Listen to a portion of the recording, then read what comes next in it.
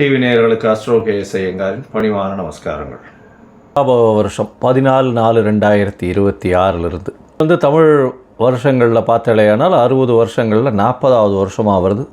விஸ்வாவசு வருஷம் அப்படின்றதுக்கு அடுத்ததாக பராபவ வருஷம் வருது. தானியங்கள் அதிகமாக கிடைக்கக்கூடிய வாய்ப்புகள் நிச்சயமாக உண்டு. இருந்தாலும் நெருப்பு சம்பந்தப்பட்ட பிரச்சனைகள் அதிகமாக வரக்கூடிய வாய்ப்புகள் உண்டு. ஒரு விஷயத்தையும் நிச்சயமாக வெற்றிகரமாக கையாண்டு மக்களை காப்பாற்றக்கூடிய வாய்ப்புகள் உண்டு. வருஷத்தில் பார்த்தோம்னா காலபுருஷ தத்துவத்தின் முதல் ராசியான மேஷ ராசியில் சூரியனும் சுக்கிரனும் இருக்கார். மிதுனத்தில் குரு பகவான், சிம்மத்தில் கேது, கும்பத்தில் பார்த்தோம்னா ராகு இருக்கார். சனி, செவ்வாய், புதன், இந்த 3 கிரகங்கள் வந்து மீனத்தில் இருக்குது. இந்த வருஷம் பிறக்கக்கூடிய நாள் செவ்வாய்க்கிழமை. நட்சத்திரம் பார்த்தாலேயானால் இந்த வருஷம் பிறக்கக்கூடிய நாளான நட்சத்திரம் வந்து சதய நட்சத்திரம், ராகுவோட நட்சத்திரம். மிகப்பெரிய மாயை விளையாட்டுகள், சித்து விளையாட்டுகள், இதெல்லாம் மிகப்பெரிய மாற்றங்கள் ஏற்படுத்தக்கூடிய வாய்ப்பு. ஏஐ அப்படின்னு சொல்லக்கூடிய ஆர்டிஃபிஷியல் இன்டெலிஜென்ஸ் மிகப்பெரிய மாற்றங்களை ஏற்படுத்தக்கூடிய அளவிற்கு இருக்கக்கூடிய வாய்ப்பு உண்டு. கம்ப்யூட்டர், சாஃப்ட்வேர், ஹார்ட்வேர் ப்ரோக்ராமிங், மாயை விளையாட்டுகள், ஃபண்டு டிரான்ஸ்போர்ட் ஆகுது. அதை தவிர வந்து இந்த ஏரோஸ்பேஸ், ஏரோடைனமிக், அதை தவிர காற்றின் வழியாக பிரச்சனைகள், இது எல்லாமே வரக்கூடிய காலகட்டமாக அமைய போகிறது. வருஷம் பார்த்தோம்னா ராகு கேத்துக்குள்ளே எல்லா கிரகமும் ஆரம்பிக்கிறது. எல்லா கிரகங்களும் இந்த வருஷம் ஆரம்பிக்கும் போது ராகு கேத்துக்குள்ளே இருக்கிறதால எந்த ஒரு விஷயமும் ஆரம்ப காலகட்டத்தில் தடையாக இருக்கும். வந்து குரு பகவான் மாறின உடனே, அதாவது 26/5/2026 குரு பகவான் கடகத்துக்கு வர்றார். இந்த வருஷத்தில் 3 பெயர்ச்சிகளும் நல்லபடியாக இருக்குது. அதாவது சனி பகவான் பெயர்ச்சியில் இருந்தாலும் வக்கரகதி கிடையாது. எப்போ 5/7/2026, அதாவது ஜூலை மாதத்தில் குரு பகவான் பெயர்ச்சி அடைகிறார். 26/5/2026. அப்போது அந்த 26/5 அப்போ பார்த்தலையானால் குரு பகவான் பெயர்ச்சி அடைகிறதன் மூலம் மிகப்பெரிய ஏற்றம். இந்த வருஷத்தினுடைய கடைசி, அதாவது ஒரு 10ஆம் மாதம் வாக்கில் பார்த்தலையானால் 11ஆம் மாதம் 13/11/2026 அப்போ ராகு கேத்துவினுடைய பெயர்ச்சி இருக்குது. மிகப்பெரிய விசேஷம், மாற்றங்கள் ஏற்படக்கூடிய வாய்ப்புகள் இந்த வருஷத்தில் இருக்குது. ராகு கேத்துவின் பெயர்ச்சிக்கு அப்புறம் பார்த்தலையானால் மகரத்தில் ராகுவும் கடகத்தில் கேத்துவும் இருக்கக்கூடிய காலம். இந்த காலகட்டத்தில் பார்க்கும்பொழுது குருவோடு சேர்ந்து இருக்குது. அதாவது குரு பகவான் வந்து இந்த வருஷம் திருப்பியும் பெயர்ச்சி ஆகிடுறார். 10ஆம் மாதத்துலேயே பெயர்ச்சியாகி சிம்மத்துக்கு போகிறார். குரு பகவான் சிம்மத்தில் இருக்கிறது ரொம்பவுமே விசேஷம். வந்து அவருடைய நட்பு வீடுன்னு சொல்லக்கூடியது. அதனால் மிகப்பெரிய ஏற்றம் கிடைக்கும். ராசியில் உட்காந்துட்டு அவர் வந்து 5ஆம் பார்வையாக தனுசை பார்க்கறதுனால நல்ல ஒரு ஏற்றம் கிடைக்கக்கூடிய வாய்ப்பு. வெளியூர், வெளிமாநிலம், வெளிநாட்டில் நல்ல ஒரு அந்தஸ்து இருக்கக்கூடிய வாய்ப்புகள் நிச்சயமாக இருக்கும். வருஷத்தில் வந்து இந்த ஏற்கனவே போர் சூழல் இருக்குது அப்படின்னு நான் ஏற்கனவே மாசி மாதத்திலே சொல்லியிருந்தேன். மாதிரி போர் சூழல் வந்தது. பார்த்தோம்னா போர் சூழல்கள் சற்று அமைதிப்படக்கூடிய வாய்ப்புகள் உண்டு. எப்போத்துலேருந்து மாதம் 2026 பார்த்தீங்கன்னா போர் நிச்சயமாக கம்மியாகக்கூடிய வாய்ப்புகள் உண்டு. 11ஆம் மாதத்துக்கு அப்புறம் போர் நிச்சயமாக தனியக்கூடும், ரொம்பவுமே தனியக்கூடும். இந்தியன் கண்ட்ரீஸினுடைய கை ஓங்கக்கூடிய வாய்ப்புகள் நிச்சயமாக இருக்கும். வெஸ்டர்ன் கண்ட்ரீஸ் கொஞ்சம் வந்து பிரச்சனைகள் ஆகக்கூடிய வாய்ப்புகள் நிச்சயமாக உண்டு. அரேபியன் கண்ட்ரீஸ் ரொம்ப ஸ்ட்ராங்காகக்கூடிய வாய்ப்பு இருக்கக்கூடிய வாய்ப்புகள் நிச்சயமாக உண்டு. வருஷத்தில் பார்த்தீங்கன்னா உங்களுக்கு வெள்ளத்தினுடைய விலை 12,000 15,000 அதே ரேட்லேயே இருக்கும். வெள்ளியினுடைய விலை சீராக ஏறி கிட்டத்தட்ட ஒரு 350-400 ரூபாய் கிராமுக்கு கொண்டு போடுவா வந்துடும். இந்த வருஷம் நம்மளுடைய இந்தியன் கரன்சி ஸ்டேபிளாக இருக்கும். இருந்தாலும் டாலர் ஸ்டெபிலிட்டினால் வந்து இந்தியன் கரன்சி சற்று வீழக்கூடிய வாய்ப்புகள் மிகவும் அதிகம். 105 ரூபாய் வரலும் போகக்கூடிய வாய்ப்புகள் நிச்சயமாக இருக்குது. ஷேர் மார்க்கெட் இண்டிசஸில் நல்ல ஒரு ஏற்றங்கள் இருக்கக்கூடிய வாய்ப்பு. மே மாதத்துக்கு மேலே ஷேர் மார்க்கெட்டில் மிகப்பெரிய மாற்றங்கள் வரும். எக்ஸ்போர்ட் இம்போர்ட் பிஸ்னஸ் எல்லாம் வந்து பார்த்தோன்னா மே மாதத்துக்கு மேலே நல்லபடியாக இருக்கக்கூடிய வாய்ப்பு. ஏன்னா குரு பகவான் 12ஆம் இடத்து தன்னோட வீட்டையே பார்க்கும்பொழுது நிச்சயமாக ஏற்றம் கிடைக்கும். காலகட்டத்தில் ராகு கேத்துக்குள்ளே இருக்கிறதுனால எந்த ஒரு விஷயத்திலும் நிச்சயமாக தடைகள் அதிகமாக இருக்கும். ரொம்பவும் ஜாகிரதையாக பண்ணுறது ரொம்பவுமே நல்லது. பெண்களுக்கு சிறு சிறு தடங்கல்கள் வரும். பெண்களுக்கு வந்து அந்த அளவு ஏற்றம் இருக்கக்கூடிய வாய்ப்புகள் இல்லை. இந்த வருஷம் பிறக்கும் பொழுதே 12ஆம் இடத்துல வந்து சுக்கிரன் போகிறது வந்து அந்த அளவு விசேஷத்தை கொடுக்காது. சூரியனோட சம்பந்தப்பட்ட மேஷத்தில் சுக்கிரன் இருக்கிறது அந்த இடத்துல அந்த அளவுக்கு விசேஷத்தை கொடுக்காது. புதனும் வந்து நீச்சப்பட்டு போகிறதுனால படிக்கக்கூடிய மாணவர்களுக்கெல்லாம் சற்று பின்னடைவு இருக்கும்.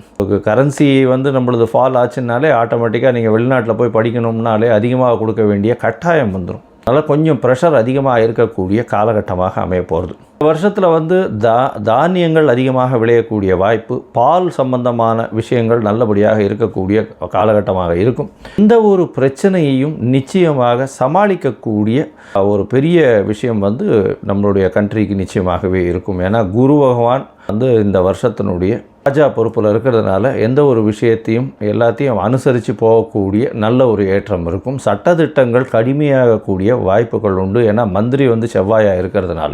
இந்த வருஷம் மேஷம் முதல் மீனம் வரை எப்படி இருக்குது அப்படின்றத பார்க்கலாம். கும்பராசி நேயர்களே, அவிட்டம் சதயம் பூரட்டாதி இந்த 3 நட்சத்திரம் 9 பாதங்களை கொண்ட ராசி. ராசிநாதன் வந்து சனி. ராசிக்கு 2ஆம் இடத்துல 7.5 சனி நடக்கிறது. 7.5 சனி நடக்கிறதுனால பேச்சில் ரொம்ப ஜாகிரதையாக இருக்கும். ஏன்னா உங்களுடைய பேச்சுக்கள் தவறாக புரிந்து கொள்ளப்படும். அதனால் 2ஆம் இடத்துல சனி பகவான் இருக்கிறதுனால கண்டிப்பாக பேச்சில் ரொம்பவுமே ஜாகிரதையாக இருக்கிறது நல்லது. பணவரவிற்கு பஞ்சம் இருக்காது. அதனால் வந்து கவலைப்பட தேவையில்லை. இந்த வருஷம் பராப வருஷம் பார்த்தோம்னா 14/4/2026 13/4/2027 வரலாம் இருக்குது. இந்த காலகட்டத்தில் பார்த்தலையானால் இந்த வருஷம் பிறக்கும் பொழுதே உங்களுடைய ராசிக்கு 5ஆம் அதிபதியும் வந்து நீச்சப்பட்டு போய் இந்த 2ஆம் இடத்துல குடும்பத்தில் இருக்கார். அதனால் உங்களுக்கு பதவி புகழ் அந்தஸ்து கௌரவத்தில் சற்று களங்கம் வரக்கூடிய வாய்ப்பு உண்டு. உடல் நலத்தில் ஏற்றம் இருக்கும். ஏன்னா குரு பார்வை இருக்குது. இந்த வருஷம் பிறக்கும்போது நல்ல ஒரு ஏற்றம் இருக்கும். அது தவிர பார்த்தோன்னா குரு பகவான் ராசிக்கு 6ஆம் இடத்துக்கு போகிறார், உச்சம் பெற்று போகிறார். 11ஆம் அதிபதி உச்சம் பெற்று போகிறார். 2-11 அதிபதி 6ஆம் இடத்துல போய் உச்சம் பெறுறது விசேஷம். செய்யக்கூடிய வேலையில் பெரிய ஏற்றம் கிடைக்கும். போட்டிகளில் நிச்சயமாக ஜெயிக்கக்கூடிய வாய்ப்பு உண்டு. வேலை பளு அதிகமாக இருக்கும். செய்யக்கூடிய வேலைகள் மூலியமாக உங்களுக்கு புகழ் பெருமை வரக்கூடிய வாய்ப்பு இருக்கும். இருப்பினும் சற்று களங்கம் ஏற்படக்கூடிய காலகட்டமாக அமைய போகிறது. உங்களுடைய ராசிக்கு பார்த்தீங்கன்னா இந்த வருஷம் மொத்தமே வந்து சனி பகவான் 2ஆம் இடத்துலேயே இருக்கார். அதனால் பேச்சில் ரொம்ப ஜாகிரதையாக இருக்கணும். பண வரவுக்கு பஞ்சம் இருக்காது. குடும்பத்தில் சிறு சிறு குழப்பங்கள் வரும். என்ன சார் குழப்பம் வரும்னு சொல்கிறீங்க, பணம் வரும்னு சொல்கிறீங்க, என்ன தான் சொல்ல வரீங்க? குரு பகவான் தன்னுடைய வீட்டையே பார்க்குறார். மே மாதத்துக்கு மேலேருந்து குடும்பத்தில் குழப்பம் இருந்தாலும் அது வந்து மேனேஜபிளாக இருக்கும். ஏன்னா சனி தனியாக இருந்து 2ஆம் இடத்துல போய் இருந்தாருன்னா குடும்பத்தில் குழப்பத்தை ஏற்படுத்துவார். இவங்க கணவன் மனைவிக்குள்ளே அந்யோன்யத்தை குறைப்பார். இதெல்லாம் பிரச்சனையை கொடுப்பார். ஏன்னா 12ஆம் இடத்துல ராகு பகவான் வேறு இருக்கார். ராகு இருக்கும் பொழுது உங்களுக்கு தூக்கத்தை விட மாட்டார், தூங்குறத விட மாட்டார். அதிகமாக செய்யணும், எல்லாத்தையும் செய்யணும், தானே செய்யணும், வெளியூர் வெளிமாநிலம் எல்லாமே நீங்களே பறந்து ஓடிண்டே இருப்பீங்க. எல்லா இடத்துக்குமே நீங்களே போகணுன்னு பார்ப்பீங்க. எல்லா விஷயத்தையும் நீங்களே செய்யணும்னு பார்ப்பீங்க. இதெல்லாம் வந்து சில நேரத்தில் தவறுகளாக முடியும். குருவின் பார்வை வரும். குருவின் பார்வை வந்து உங்களுடைய ராசிக்கு 12ஆம் இடத்துல விட போகிறது. அப்போது ஒரு நல்ல ஏற்றம் இருக்கும். உங்களுடைய ராசியிலேயே ராகு பகவான் இருக்கார். அதனால் எது எடுத்தாலும் தானே செய்யணுன்ற ஒரு காலகட்டம் இருக்கும். அது எதை எடுத்தாலும் நானே செய்யணும்னு பார்ப்பீங்க. 11ஆம் மாதத்துக்கு மேலே 12ஆம் இடத்துக்கு ராகு பகவான் போகிறார். 12ஆம் இடத்துல ராகு பகவான் போகும்பொழுது என்னென்னா தூக்கமே போயிடும். எல்லா விஷயத்திலையும் நீங்களே போய் பண்ணணும். வெளிநாடு வெளியூர் வெளிமாநிலம் அப்படியே ஃப்ரீக்வெண்ட் ட்ராவலராக இருப்பீங்க. ஷார்ட் ட்ரிப் ட்ராவலிங்காகவும் இருக்கும். அதை தவிர பார்த்தோம்னா 6ஆம் இடத்துல கேது பகவான் வேலையில் வந்து அதிகமான ஈடுபாடு இருக்கும். வேலை பளு அதிகமாக இருக்கும். அது தவிர போட்டிகள் வேலையில் அதிகமாக இருக்கும். இது இருந்தாலும் நீங்கள் வெற்றி பெறக்கூடிய வாய்ப்புகள் மிகவும் அதிகமாக இருக்கும். ஏன்னா அந்த காலகட்டத்தில் குருவும் சப்தமத்தில் உங்களுடைய ராசியை பார்ப்பார். அதனால் உடல்நிலையில் ஏற்றம் கிடைக்கும். சற்று என்ன சொல்கிறது, பேச்சில் ரொம்ப ஜாகிரதையாக இருக்கிறது நல்லது. சரி, மொத்தத்தில் பார்க்கும்பொழுது இந்த கும்பராசிக்காரர்களுக்கு பண வரவிற்கு பஞ்சம் இருக்காது. குடும்பத்தில் சலசலப்பு இருக்கும். ஏன்னா சனி உட்கார்ந்துருக்கிறதுனால குடும்பத்தில் சலசலப்பு இருக்கக்கூடிய வாய்ப்பு உண்டு. குருவின் பார்வை நல்ல ஒரு ஏற்றத்தை கொடுக்கும். உங்களுடைய ராசிக்கு 7ஆம் இடத்துல இருக்கும்பொழுது குருவின் பார்வை உங்களுக்கு நல்ல ஒரு ஏற்றத்தை கொடுக்கும். எதிர்பாலினத்தவர் மூலியமாக நல்ல ஒரு ஏற்றம் இருக்கும்.